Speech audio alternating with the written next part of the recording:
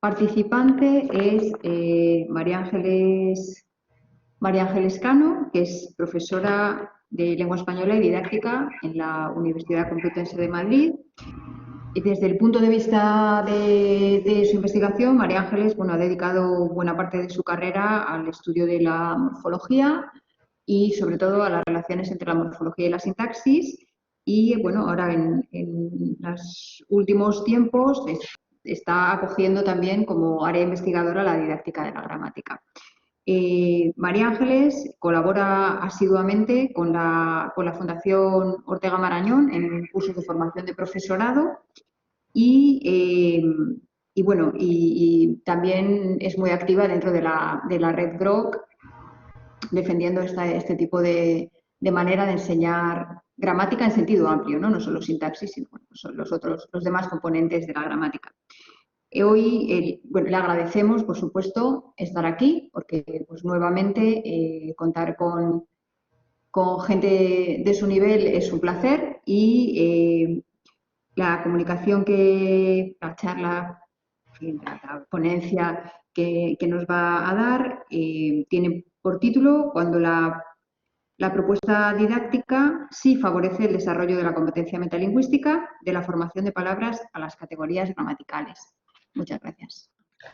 Muchas gracias, Isabel, por tu presentación y lo primero que quiero es dar las gracias a las organizadoras de las jornadas por invitarme y darme la oportunidad de compartir mi trabajo con tantos profesores de lengua española que seguro que me van a hacer aportaciones muy valiosas.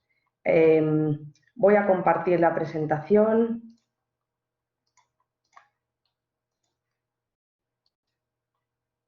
Bien, mi charla enlaza directamente con la charla de la profesora Edita y a continuación voy a poner una serie de diapositivas que van a resultar muy familiares a los profesores de secundaria y bachillerato que me están escuchando.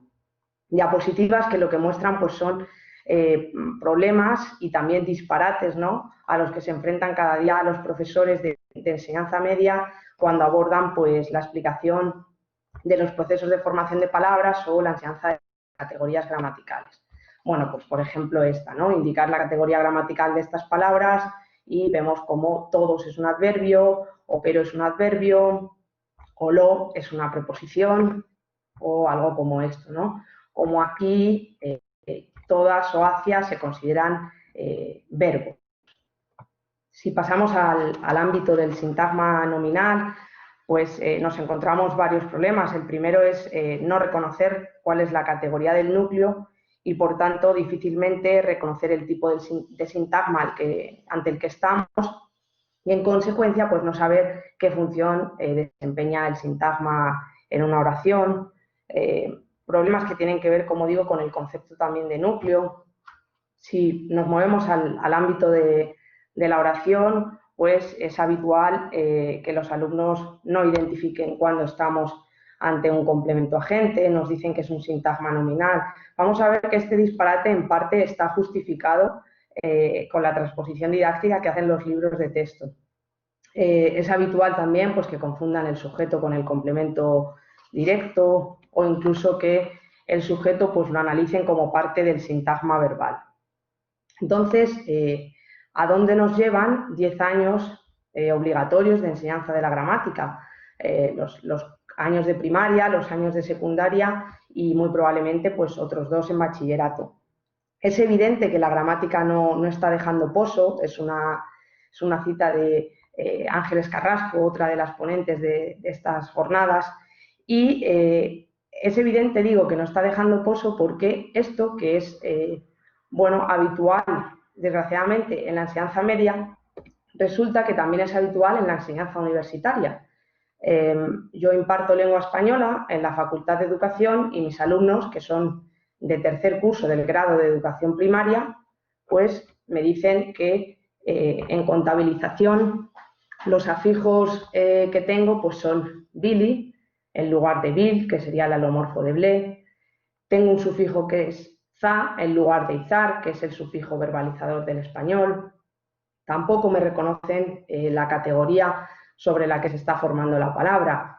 Por ejemplo, en contabilización Primero pasamos por un adjetivo, que es contable, que se forma sobre el verbo contar. Después pasamos por un verbo, que es el verbo contabilizar. Y por último formamos un sustantivo. Aquí pues me están diciendo que pasamos por un sustantivo, por otro sustantivo, por un tercer sustantivo y finalmente tenemos un cuarto sustantivo. En este ejemplo pues ocurre casi lo mismo. Hemos dicho que ble es un sufijo que se adjunta a verbos y en ningún momento pues aquí el alumno reconoce que estamos ante la categoría verbo. Los alumnos no están reflexionando sobre cuáles son las restricciones que imponen los afijos a las bases. En este caso, pues el alumno tampoco está viendo que hay un proceso de formación de palabras que se llama parasíntesis y que ocurre cuando añadimos a la vez un prefijo y un sufijo a una base. Si nos movemos al ámbito del sintagma y de la oración, al análisis sintáctico, pues los problemas que veíamos antes en la enseñanza media son los mismos. Se confunde el sujeto con el complemento directo, no se entiende bien la función de complemento agente y pues se analiza el sujeto y el complemento directo como categoría y función en lugar de entender que son dos funciones sintácticas diferentes. No se reconoce el pronombre de complemento directo, etcétera, ¿no? Bien, esto lo que demuestra es que al final tanto los profesores de la enseñanza media como los profesores de la universidad pues estamos en el mismo barco y es imprescindible pues una interacción entre ambos colectivos para conseguir que la gramática deje por. Bien, he organizado esta charla con un doble objetivo, dado que el libro de texto, y lo comentaba antes una de las participantes, es la herramienta principal con la que se trabaja en la enseñanza media, porque, bueno, así se decide en la mayoría de los departamentos, y es también, por supuesto, la herramienta con la que estudian nuestros alumnos. Me marqué como primer objetivo revisar la transposición didáctica realizada por diferentes libros de texto de ESO y principalmente de bachillerato e identificar los problemas que ésta plantea. Esta revisión me permitió constatar que la transposición no deja de presentar obstáculos que en nada ayudan a mejorar la competencia metalingüística de los estudiantes. Es decir, que la presentación de los contenidos gramaticales y, sobre todo, el enfoque de las actividades pues no favorecen el desarrollo ni de la competencia gramatical ni de la competencia metalingüística. A partir de ahí me propuse indagar qué contenidos de la descripción gramatical y qué herramientas del análisis gramatical pueden contribuir a mejorar la didáctica de la lengua, es decir, hasta qué punto la descripción gramatical aporta contenidos que ayudan a mejorar esa transposición didáctica. Y el segundo objetivo es esbozar una serie de ejercicios de gramática tomando como referencia la tipología de Bosque y Gallego, que es la que ha presentado la profesora Edita, ejercicios que permitan al alumno pues, ejercitarse en esas capacidades que ella ha comentado, en la observación, en la reflexión y en la argumentación, y cuya finalidad pues es contribuir a que los alumnos alcancen un conocimiento consciente y explícito de algunas propiedades del sistema gramatical y en este caso concreto pues de las categorías gramaticales y de los procesos de formación de palabras. Esta propuesta didáctica se fundamenta también en una descripción gramatical actualizada que toma como referencia la nueva gramática de la lengua española y el glosario de términos.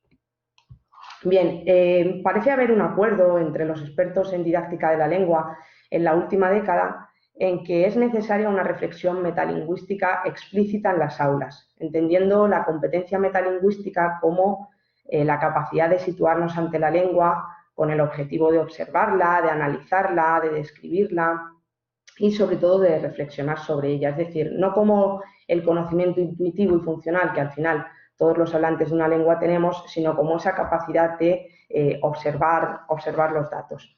Sin embargo, si echamos un vistazo al currículo y a los libros de texto que en el fondo se editan tomando como referencia el currículo, nos encontramos con que lo que se prima es el uso. Es decir, se suele abordar la enseñanza de la gramática en relación con la mejora de los usos discursivos y generalmente se asume que la gramática pues, debe enseñarse como instrumento al servicio de la expresión oral y escrita y probablemente también de la comprensión lectora. Y así lo dice el decreto en el bloque dedicado al conocimiento de la lengua. Dice, se plantea como el aprendizaje progresivo de las habilidades lingüísticas, así como la construcción de competencias en los usos discursivos del lenguaje. Bien, es evidente que una buena competencia gramatical va a contribuir a la mejora de la competencia discursiva, pero ojo, porque entender la gramática como herramienta o instrumento para la mejora de los usos lingüísticos y no como un objeto de estudio en sí mismo no favorece el desarrollo de la competencia metalingüística ni de la competencia gramatical propiamente. Al menos eso es lo que se constata con las diapositivas que he puesto al principio, ¿no? Si no, todos esos ejemplos, pues en principio no serían esperables, no ocurrirían. Bien, para ello, para poder abordar la gramática de esa manera, es conveniente, pues esto que hemos dicho antes, ¿no?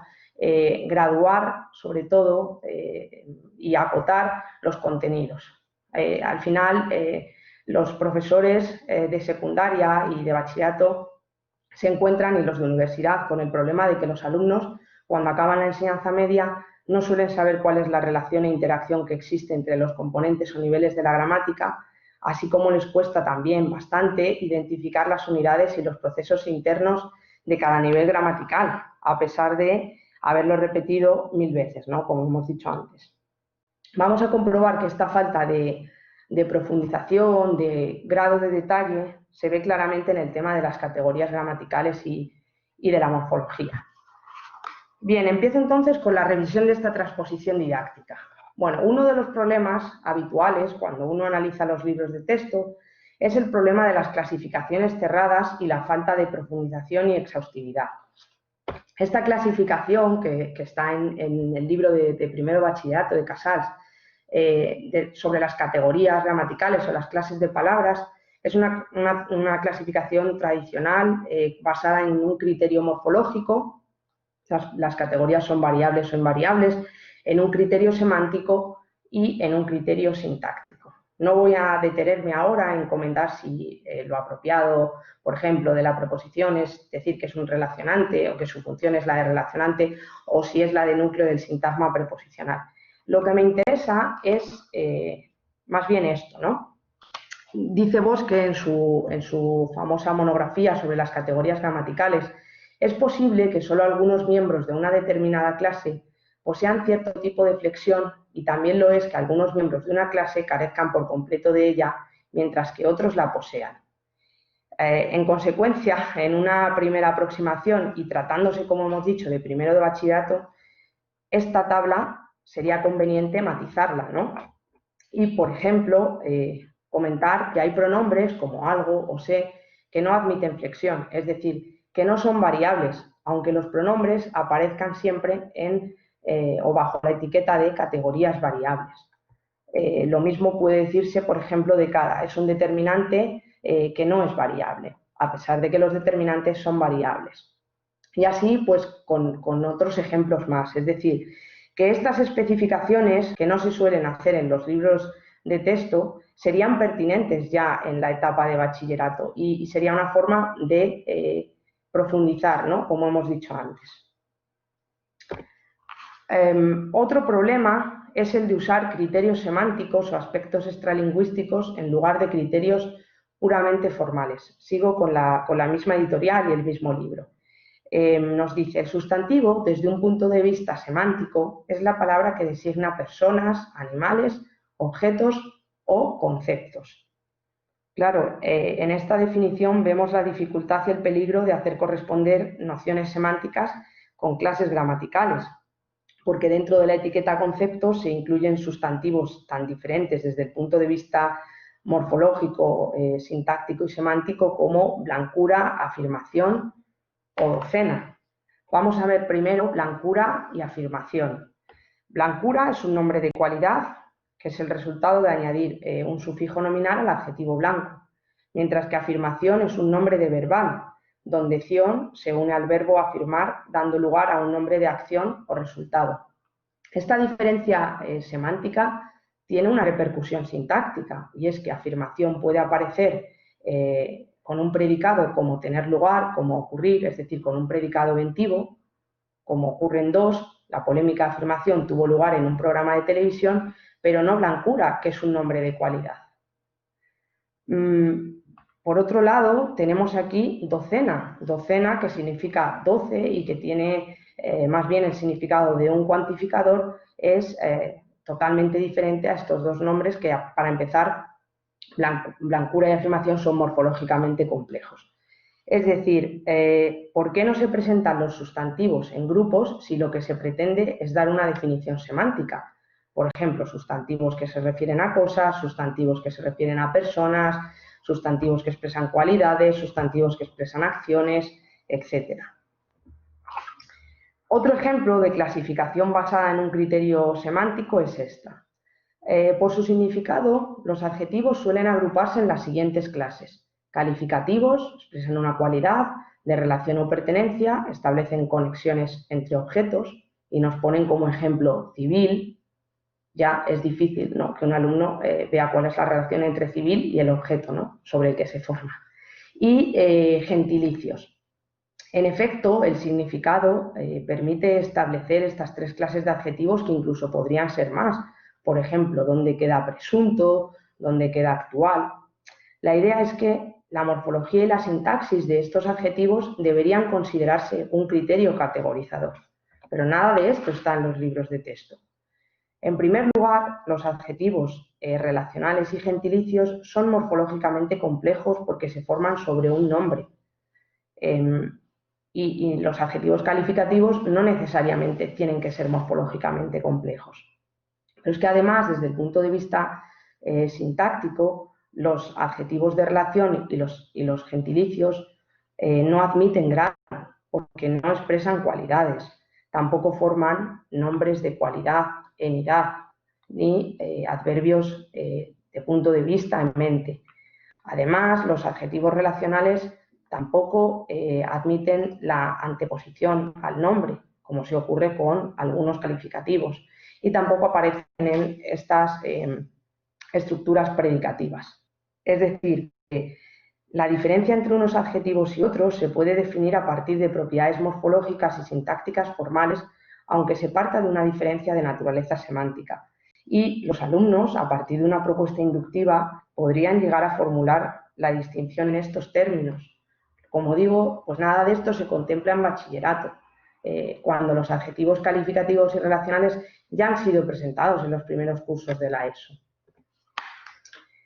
Otro problema es el de usar definiciones poco claras y redundantes. Sigo con esta editorial que, desde luego, no me va a dar ninguna comisión. Función del sustantivo. La función propia de un sustantivo es servir de núcleo de un sintagma nominal. El sustantivo puede realizar las siguientes funciones. Núcleo del sintagma nominal. Bueno, nos lo acaba de decir, ¿no?, que es su función. Sujeto. Complemento de un verbo, directo, indirecto, agente, complemento de sí mismo. Bueno, en esta tabla podemos observar varios problemas derivados principalmente de la necesidad de poner etiquetas y de la confusión que genera la asignación correspondiente de categorías y funciones. El primer problema que plantea esta tabla es que engloba miembros que no son mutuamente excluyentes, como se esperaría de una clasificación de este tipo.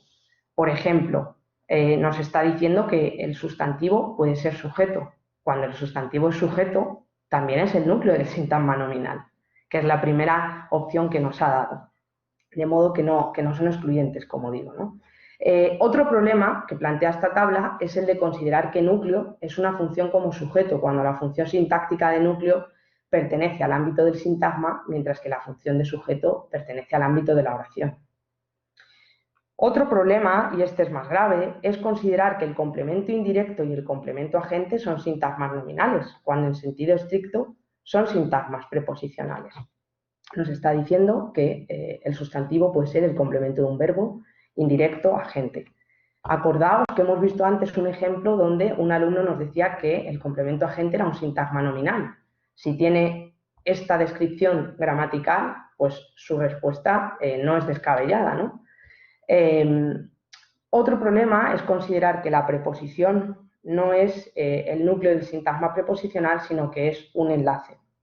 Cuidado con esto, porque el concepto de núcleo es fundamental. El núcleo es el único que puede imponer restricciones sobre la naturaleza sintáctica y semántica de sus complementos. Por ejemplo, una preposición como desde implica que su término pues, haga referencia a un espacio o a un tiempo. O sea, hay una restricción semántica por parte del núcleo. Y otro problema es el de no especificar tipos de complementos del nombre. Nos dice que la función del sustantivo es complemento de sí mismo, pero no cualquier complemento del nombre nos vale. Por ejemplo, un sintagma preposicional no nos vale. Tendríamos que hablar de aposición. Como digo, el propio libro de texto se contradice, porque en la propuesta que nos da de análisis sintáctico nos está diciendo que el complemento agente es un sintagma preposicional, pero antes nos ha dicho que es un nombre. Otro problema es el de la variación terminológica, que lo ha comentado Edita, y que no es solo un problema terminológico, sino que es un problema también de contenido.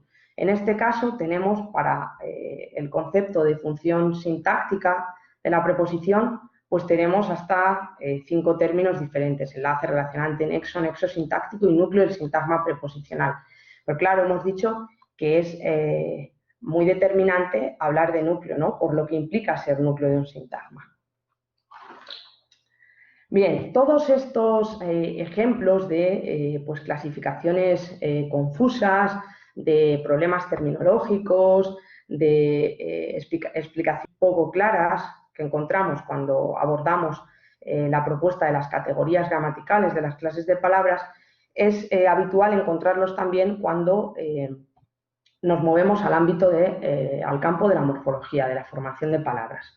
Esta clasificación es una clasificación que nos encontramos en muchísimos libros de la ESO y de bachillerato. Clases de morfemas, morfemas independientes o libres, morfemas dependientes. Bien, esta clasificación es confusa, primero porque mezcla categorías gramaticales o clases de palabras, como por ejemplo las preposiciones o los artículos, con unidades menores, como los sufijos y los prefijos, al aparecer todas bajo la etiqueta de morfemas. Por cierto, un uso de la etiqueta morfema muy abarcador que está ausente en la gramática y en cualquier manual de morfología.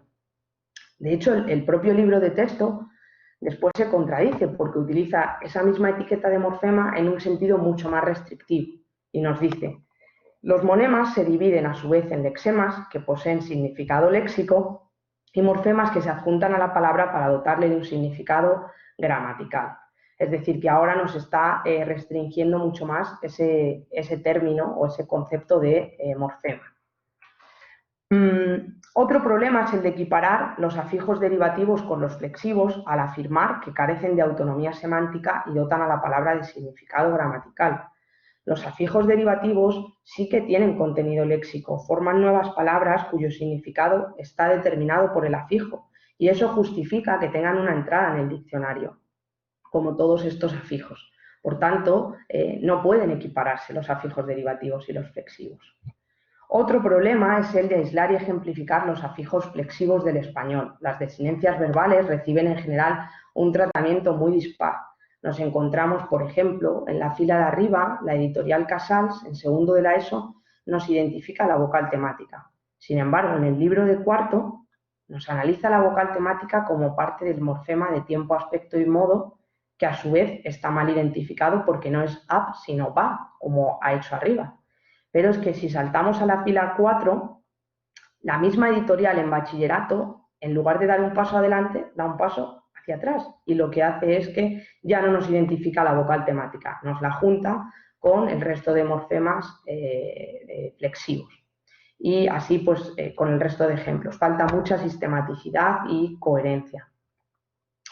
Otro problema es el de el uso de definiciones poco rigurosas y ausentes en la gramática. Por ejemplo, se habla de los sufijos como elementos, unidades que se posponen al lexema. Y nos da aquí el ejemplo de caminante, NDB. Caminante ya no se está reconociendo mal el sufijo, porque el sufijo no es ante, sino ente. La A es la vocal temática que forma parte del tema verbal y que, por tanto, se analiza con la raíz. De hecho, si pensamos en un derivado en ente que se forme sobre un verbo de la segunda conjugación, como disolvente, la vocal sería E. y no tendríamos sufijo ante y ente, porque sería duplicar sufijos, ¿no? Bueno, aparte de que el ejemplo no es el más adecuado, nos dice que la prefijación y la sufijación son procesos donde lo que hacemos es unir un prefijo o un sufijo a un lexema, y nos da estos ejemplos. Bien, cuidado porque aquí el libro de texto no está diferenciando entre dos conceptos fundamentales y diferentes. El lexema es siempre un elemento simple que no se segmenta en otras unidades, es decir, que está formado por un solo morfema. Es lo que ocurre en arena, arenoso. Arenoso se forma sobre el lexema arena, que es un morfema simple. Sin embargo, la base es un constituyente que puede ser simple o complejo al que se aplica un procedimiento morfológico. En este caso, en contabilización, la nominalización en ción, el nombre contabilización, se está formando a partir de adjuntación a el verbo contabilizar. Pero contabilizar es su base, no puede ser el lexema. ¿Por qué? Porque es morfológicamente complejo y se puede seguir segmentando en el adjetivo contable y en el lexema contar. De modo que lo más adecuado sería definir la sufijación como el proceso derivativo de formación de palabras que consiste en la adición de un sufijo a una base de derivación, sabiendo que esta base a veces coincide con el lexema, como ocurre en arenoso, pero que otras veces puede ser más compleja desde el punto de vista morfológico.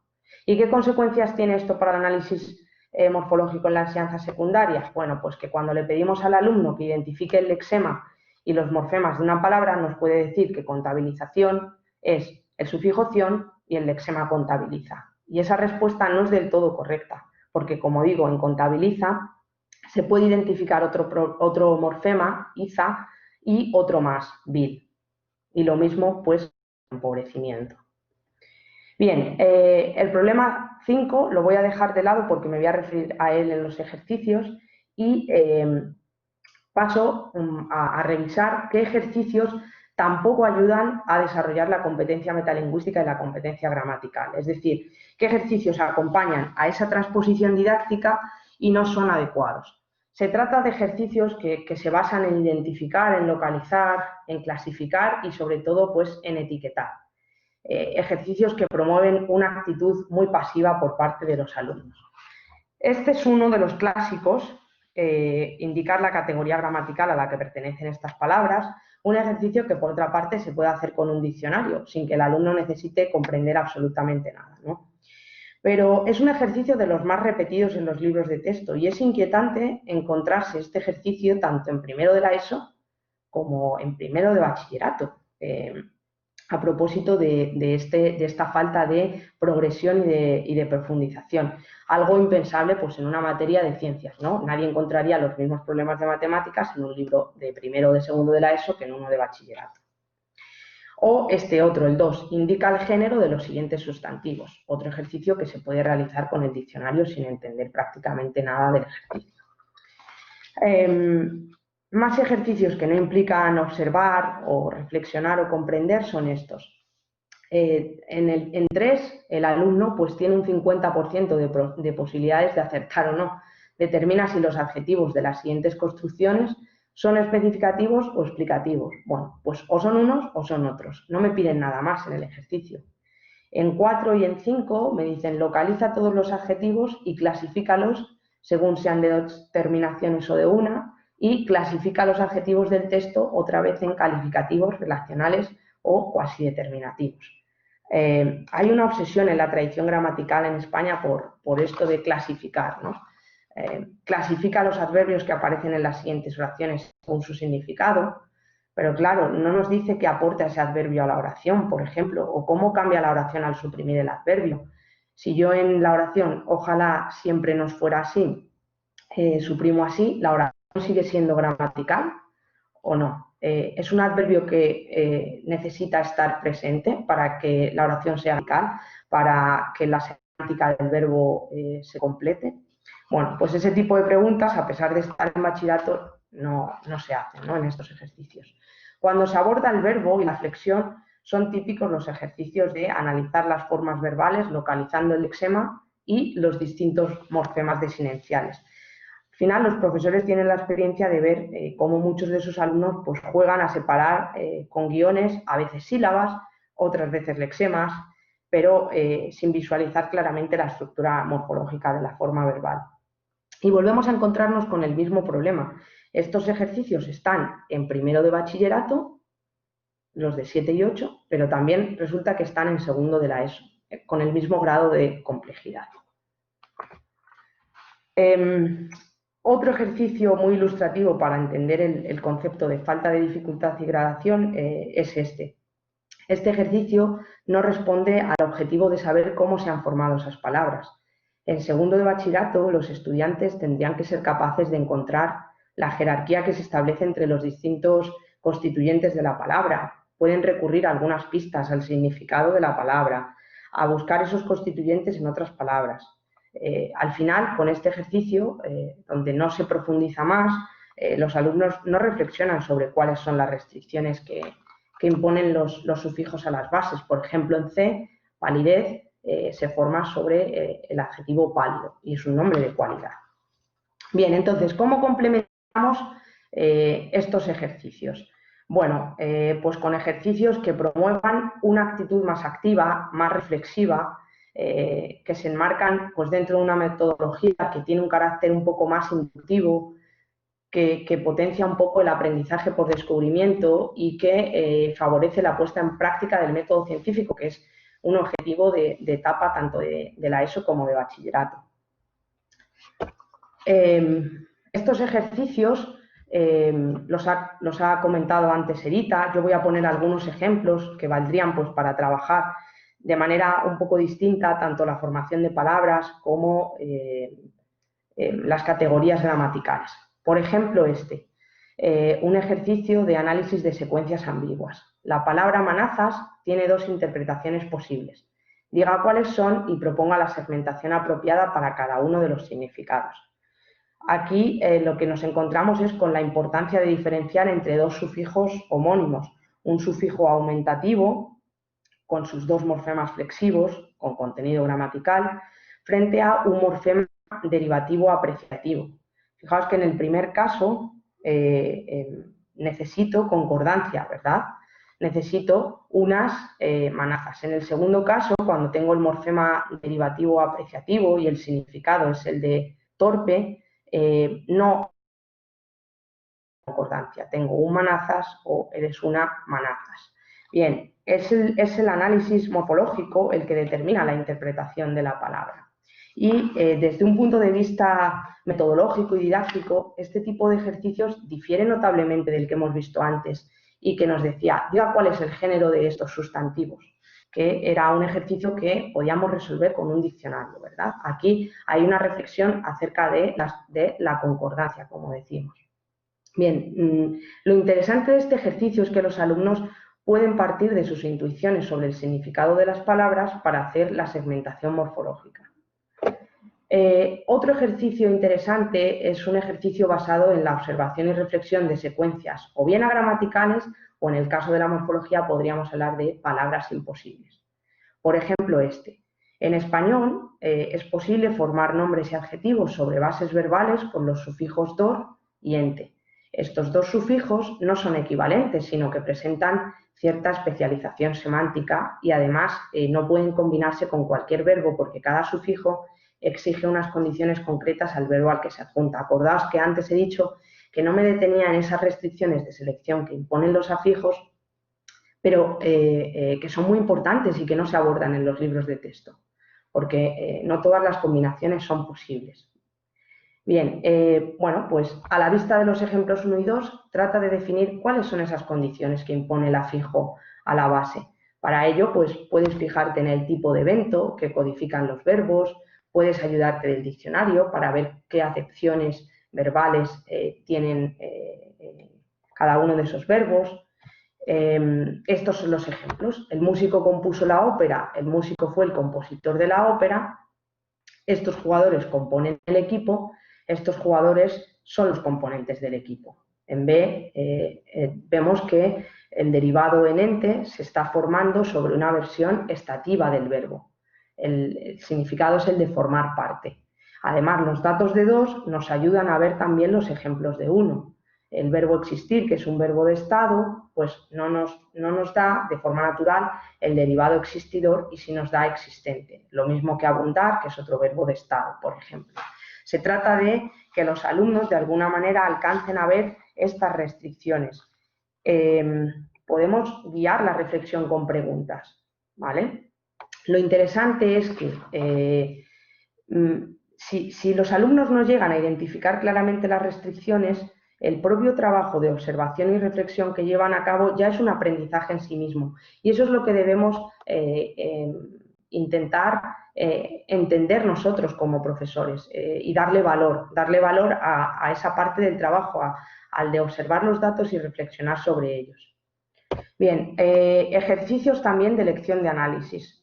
Nos ha comentado antes Edita, diciendo que, bueno, que a veces son difíciles. Por ejemplo, este es muy diferente al que hemos visto antes sobre las formas verbales. En este caso, se nos proponen 2 segmentaciones posibles y tenemos que razonar cuál nos parece más adecuada. Es un ejercicio con un planteamiento muy diferente al de únicamente, pues, ir con guiones separando el lexema y las diferentes desinencias verbales. También los ejercicios de pares mínimos. A propósito de los adjetivos calificativos y relacionales que vimos antes y que nos pedían solo en el libro de texto, pues que los identificáramos y que estableciéramos bueno, 2 columnas, ¿no? En una pusiéramos los calificativos y en otra los relacionales. Podemos plantear el ejercicio de otra manera, por ejemplo, así. Comenta qué tienen de extraño los siguientes sintagmas: brazos musculares y dolores musculosos. Está claro que los alumnos nos van a decir, pues, profe, es que están cambiados, es que sería brazos musculosos y dolores musculares. Bueno, ¿y por qué? Muscular es un adjetivo relacional, entonces parece que es más adecuado hablar de tipos de dolores, ¿no? Y podemos decirles que busquen más ejemplos: dolores musculares, dolores abdominales, dolores cervicales, etc. Mientras que brazo es mucho más común ponerle, pues, adjetivos calificativos, ¿no? Que describan las propiedades que un brazo tiene. Pues musculoso, no sé, peludo, fuerte, corto, ancho, etcétera, ¿no? O, por ejemplo, el de abajo explica la diferencia de significado en el siguiente ejemplo: viene el hermano de Ana o viene un hermano de Ana. Al final, de lo que se trata es de buscar la relación de la sintaxis con el significado. También los ejercicios de dobles pares mínimos. Si continuamos con este que acabamos de ver de adjetivos calificativos y relacionales, pues este está en la misma línea, ¿no? Pero ahora con 2 pares. Observa los sintagmas nominales de 1 y 2. ¿Eres capaz de identificar las diferencias entre ellos? ¿Estamos ante el mismo adjetivo en 1A y 1B? El contraste de 2 puede darte algunas pistas. Gesto teatral, cartelera teatral. En gesto teatral estamos ante un adjetivo calificativo que tiene el significado, pues, de exagerado, de deseoso de llamar la atención, de efectista. Mientras que en cartelera teatral estamos ante un adjetivo relacional, perteneciente o relativo al teatro. 1A, como es un adjetivo calificativo, pues da lugar a un nombre de cualidad, la teatralidad de sus gestos. Sin embargo, el adjetivo relacional, como vimos al principio de la transposición didáctica, no puede formar nombres de cualidad en idad, de modo que la teatralidad de la cartelera, pues, no sería aceptable. También los ejercicios de análisis inverso. Si abordamos, pues, las categorías, las funciones sintácticas de las categorías o de las clases de palabras, pues hay miles, ¿no? Analiza el sintagma nominal e inventa oraciones en las que aparezca desempeñando las siguientes funciones. Y podemos decir, pues, que sea el término de un sintagma preposicional, que es complemento indirecto, que sea el término de un sintagma preposicional, que es complemento agente, etcétera. Y por último, los ejercicios de análisis directo a partir de secuencias breves. Por ejemplo, el adjetivo insoportable tiene el significado de que no se puede soportar o que no es soportable. Teniendo esto presente, ¿por qué es más apropiada la segmentación de A que la B? Razona tu respuesta. En A, si no estáis familiarizados con el análisis jerárquico en corchetes, Os he puesto la numeración. En A, el primer paso es que tengo el verbo soportar. En el segundo paso he formado el adjetivo soportable y en el tercer paso le he puesto el prefijo in y he formado el adjetivo insoportable. En cambio, en B no he hecho eso. En B tengo un primer paso que es el verbo soportar, un segundo paso que es el verbo insoportar y por último el sufijo en ble. Ahora bien, dado que el verbo insoportar no existe y dado que ble necesita adjuntarse a verbos, solo puede ser correcta la propuesta de A. La estructura interna de una palabra tiene que dar cuenta de las relaciones formales y del significado. Por tanto, necesitamos una estructura jerárquica. Entonces, en bachillerato, por ejemplo, recurrir a este análisis morfológico en guiones, a una segmentación lineal que no da cuenta del orden en el que se han adjuntado los afijos, ya no corresponde a la etapa. Puede ser adecuada para los primeros cursos de la ESO, pero no ya para bachillerato. En bachillerato tenemos que ser capaces de hacer un análisis jerárquico, como estamos haciendo en sintaxis, ¿no? Donde los complementos dependen de los núcleos. Y esto es lo que buscamos pues, en esta propuesta de ejercicio. Bien, he pasado rápido por los ejercicios porque, bueno, Edita también los había comentado en su presentación y al final lo que podemos concluir es que la revisión de la transposición didáctica que realizan los libros de texto nos lleva pues eso, a concluir o a pensar que es necesario y urgente replantearse la forma de enseñar gramática si lo que se pretende es que los estudiantes desarrollen las competencias gramatical y metalingüística. Por tanto, hay que graduar y secuenciar los contenidos curriculares relativos al nivel gramatical, hay que avanzar en profundidad, exhaustividad y grado de detalle en la descripción gramatical, hay que evitar las incoherencias y las contradicciones en la transposición didáctica de los libros de texto y ahí los profesores tenemos mucho trabajo en ser críticos con esa transposición didáctica. Eso implica, obviamente, que tenemos que estar actualizados en gramática. Tenemos que fomentar en los alumnos una actitud más activa, más indagadora ante el sistema lingüístico, proponiéndoles actividades que les inviten a considerar la lengua más allá del uso lingüístico comunicativo. Tenemos que proponer problemas de gramática que planteen desafíos asequibles para los alumnos y señalar que los ejercicios son en sí mismos estrategias de aprendizaje. Esto es muy importante que se lo traslademos a los alumnos. Importa el proceso y no el producto. Y, sobre todo, potenciar los ejercicios que obliguen a pensar. Muchas gracias. Muchas gracias, María Ángeles. Hay algunos comentarios. Mira, hay un... A ver, déjame que lo resuma. Bueno, hay un comentario así general sobre de dónde saca el profesorado este tipo de materiales, ¿no? Yo misma he restringido el comentario a la morfología, no de la que tú nos has hablado, las relaciones también con el léxico. Entonces, no sé si... Bueno, pues sí, aquí en la... Sí, aquí en la bibliografía... Sí, dime. Perdona, que Ángeles Carrasco se ofrece a compartir una guía de pares mínimos que tiene, pero bueno, la pregunta es eso, que ¿dónde más se pueden encontrar? Bueno, pues por ejemplo, Edita antes ya nos ha puesto ejemplos de materiales que han salido ya, que están saliendo en estos artículos que hemos ido citando en la revista Regroc. Por ejemplo, en la bibliografía que estoy compartiendo ahora en pantalla, hay algunos, ¿no? El de Bosque y Gallego que he citado antes. Hay uno en la revista Regroc de Irene Gil, que es una morfóloga, que lo que hace justamente es proponer actividades para trabajar solo la morfología. Después está este libro que está abierto en línea, en PDF, que es la morfología léxica, la formación de palabras, que la última edición es muy reciente, yo participé en ella también, es de 2018 y está dirigido a los profesores de secundaria, principalmente este manual. Vienen muchísimos ejercicios y además resueltos, que están en esta línea, en esta perspectiva o en esta metodología de trabajo. Y después, bueno, yo creo que además de estos materiales, además de los artículos que se van escribiendo, de las jornadas, de lo que se cuenta, ¿no? de lo que está disponible también en la red.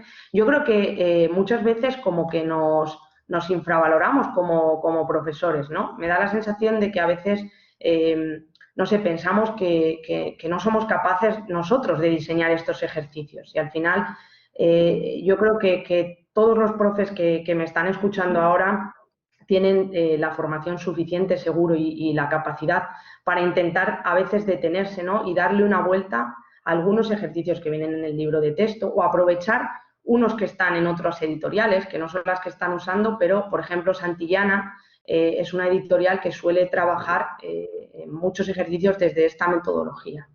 Sí, no sé si hay alguna pregunta más. No, pero están preguntando cómo pueden copiarse la bibliografía. Entonces, eso, tenéis que, en la parte izquierda de la pantalla, tenéis una Bueno, especie de simplemente, lupita. pues la gente puede hacer una foto con el móvil. Ahora mismo, no sé, la gente puede hacer una foto a la Mira, ahora se ve bibliografía. la pantalla completa y podéis aumentar el zoom cada uno con vuestro comando en la parte izquierda superior de la pantalla. Hay una pequeña lupa, ahí lo podéis aumentar y hacer la captura o la foto. Y bueno, lo que le he dicho antes también a Isabel y lo que he dicho en mi charla, ¿no? Yo creo que es fundamental, me lo decía también Ignacio Bosque hablando un poco con él sobre el tema de las facultades de educación y de los departamentos de didáctica. Creo que es fundamental la interacción entre profesores de secundaria, profesores de enseñanza media y profesores que, bueno, que estamos en la universidad y que, como habéis visto, pues no estamos tan alejados de los problemas que ellos tienen, ¿no? En el día a día en cuanto a la enseñanza de la gramática, ¿no? Pues en ese caso yo estoy muy abierta a que los profes me contacten. He puesto mi email al principio, lo comparto otra vez, es mcano12@ucm.es. Pues estoy encantada de que los profesores que quieran saber algo más, que tengan dudas, que quieran una orientación, pues me contacten como colaboradora de CROC y me planteen esas dudas o sus observaciones también. Bueno, pues ahora creo que con el COVID no sé si nos dejarán, pero bueno, cuando pase todo esto, pues claro que sí, ¿no? Si es parte del trabajo, ¿no? Al final, los profesores de la universidad que hacen una investigación aplicada, como puede ser esta, bueno, pues parte de su tarea, si trabajan en el campo de la didáctica, sería justamente formar también a los profesores que están en el campo, que trabajan activamente, ¿no? En el campo, así que claro que sí. Pilar, no sé si querías hablar. Sí, bueno, muchas gracias por la charla, María Ángeles. Y bueno, quería hacerte simplemente una curiosidad. Tú que has examinado con más detalle los libros de texto, la parte de morfología, te quería preguntar si has encontrado algunos ejercicios en secundaria donde se pida o donde se muestre el encorchetado de morfemas, como hacemos en sintaxis, donde se muestra la jerarquía, como el ejemplo que has puesto.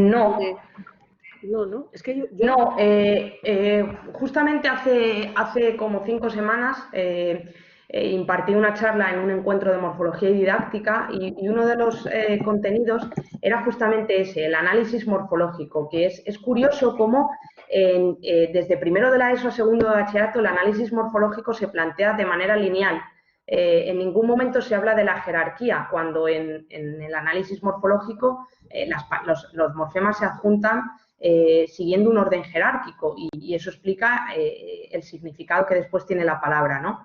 Pero es algo que está ausente. Yo creo que solo se menciona en Santillana, pero tampoco se usa explícitamente, se menciona, creo, en un recuadro, pero es un tema, sí, solo se trabaja con guiones lineales, claro, eso hace que los alumnos pues, no reflexionen, por ejemplo, acerca de las restricciones que imponen los afijos a las bases, restricciones que tienen que ver pues, con la categoría, con propiedades semánticas o con propiedades aspectuales. Y sí, es algo ausente, es curioso, pero Vale, sí. Claro, quería simplemente confirmar porque es verdad que yo nunca lo he visto y me parece curioso. Muchas gracias. Muchas gracias a todos. Gracias, María Ángeles. Gracias, Edita, Pilar e Isabel, por vuestras intervenciones.